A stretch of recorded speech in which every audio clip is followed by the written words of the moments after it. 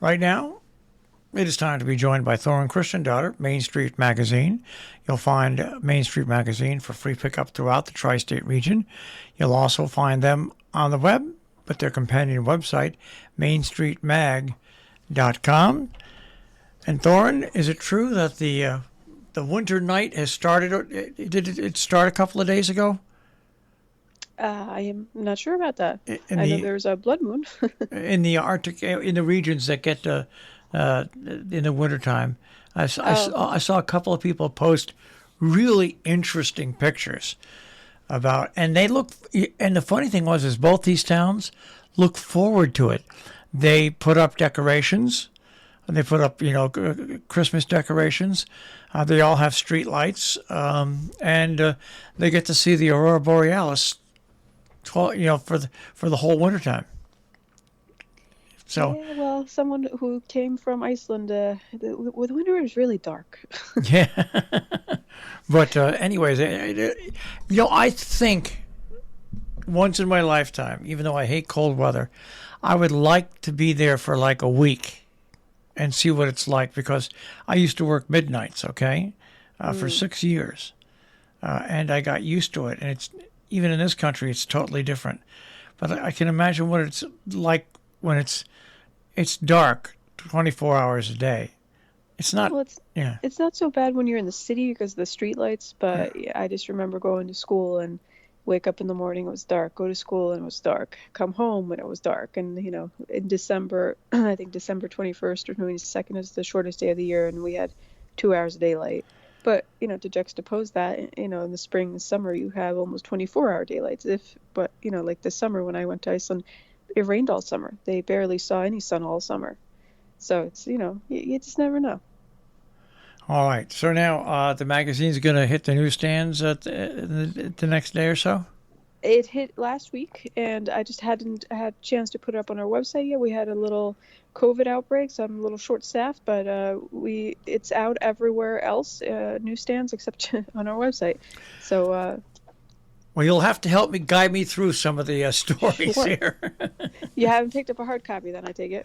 No, I didn't. I did not get a hard copy. I had three different over the past week, three different doctor's appointments, all far away, and it totally screws up your life.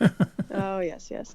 Well, our artist feature this month is of Trevor McWilliams that Anna Martucci wrote, and he kind of grew up in the Millbrook School area and lived out in Oregon for a while, and his artistry has kind of been impacted by those two worlds, but he's back now and has been, being inspired by our Hudson Valley and greater area again. And so Anna had a nice conversation with him about his background, his influences, and his art, and what he's kind of doing nowadays. And I'll say, as soon as I saw his work, I was just blown away. It's very unique, and his paintings are just beautiful. It's got to be challenging though. It's like if you're an author and you write a book, and then you've got to write a follow-up book. But if you're a photographer or anything like that, it's you're changing everything if you're gonna Right. if you're gonna go from one area to another area because the great thing about areas is they're totally different. So you can't lay out your storyline anywhere near like you've done before. Right, right. And his work is quite broad. A lot of it's landscapes, or at least the images that I used for the article. Mountainscapes, beachscapes. But there's one of a woman holding, believe they're turnips, and it's quite beautiful and taking. That's why I included it also as one of the pieces. Turnips. There's a, Turnips. there's a word you don't hear much nowadays. I had completely forgotten about turnips. Hmm. All right, what's another story that we can take a look at?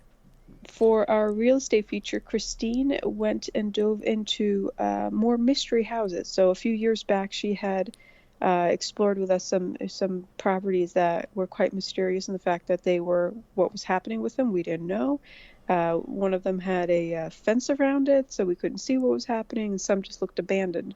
So she went back to some of those properties. She went and explored a few new ones and gave us an update, like the shopping plaza at the Trot in Millerton was happening there, and then let me see what other properties. There was recently a kind of a Greek revival building revealed, if you will, on Route 199 by Clinton or Jackson Corners, I think it is. One of the other properties is also the Millerton Old Town Hall. So she goes through, these properties. There are 9 of them that she discusses. And then she, on the third page, she follows up with revisiting mystery houses from 2019 versus 2022. And she brings us 4 properties, including the old Mobil station in Millerton. There's up Belkey Road. There's Red Pond Road. There's another property that's being developed right now. There is also the 7-bedroom Wanda Landowska house at 63 Millerton Road in Lakeville. That was kind of, I don't know, it was sat up there overlooking the lake from the road there, and it's been renovated and it's beautiful now. So she kind of looks at these things, and it's kind of fun to see, what happened and how they're coming along now. Well, the Wanda Landowska house is a famous house because she was so famous. And we had a poster hanging up in here that was from an art show. And Christine Gevert came by and said, "Hey, look at that. Wanda," and she told me about the history of Wanda and that house. And I'll tell you what, the money they put in there redoing that, I think it's sold already. Yeah, I think, let me see here. Christine said sold for $3 million. Yeah, and it literally sold after it was done. It literally sold within a week and a half. So I've got a feeling somebody eyed it out, but it sold very quickly. And what they're doing with the Mobil station is great. They're turning it into an old-fashioned gas station-like museum. And, Rob Cooper's been doing a fantastic job with it, and I saw yesterday that where the gas pumps are, the old-fashioned ones, there now they have lights on them, and it's the grass is coming in after he paved everything. It's looking beautiful. Yeah, I think it's really cool, and it will draw a lot of people into it. There's no doubt about it. It already has. We've heard people like, "Hey, do you know who owns that? Hey, do you know what's going on there? Is that going to be like a gas station?" So it's fun to hear, people already looking at it and wondering what's happening.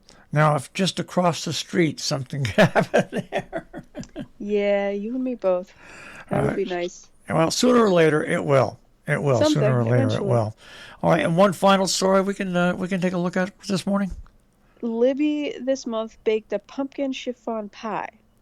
Now, she brought me a piece, and I will say I am not a big fan of pumpkin anything. This was delicious, and her crust is phenomenal. I think you could put this crust with just about anything else, and it would be delicious. So the filling is light and airy, and it's just the right combination with the crust, and it's absolutely delicious. It's interesting. I started baking. Yes. And I am still working on my crust. Now it's acceptable. For everything I was making, it looked great on the outside, but it was a little undercooked on the inside. I finally got it, so it's done all the way through. It's one of the most maddening things in the world. When baking is compared to cooking like dinner or something like that. Yeah. It's just totally different because you have to follow the recipes exactly to make it right. Yeah, you do. Well, this crust is a graham cracker crust. There are only 4 ingredients, and it's delicious. All right. Pumpkin chiffon. I like pumpkin pie, so I'd probably like pumpkin chiffon. It's kind of like is it like a real light mousse? Yeah, kind of like that. Yeah. All right. Well, you've got my taste buds going. All right. I'll send you the link to the recipe once I have it up. All right. Once again, these stories and many, many more, Main Street Magazine at mainstreetmag.com, and pick up right now throughout the tri-state region. Thorin, we'll check in with you next week, and hopefully we'll have warmer weather. Let's hope so. Have a good one. Take care. Thorin Christian-Dotter, Main Street Magazine. As we said, you can find it at mainstreetmag.com on the web.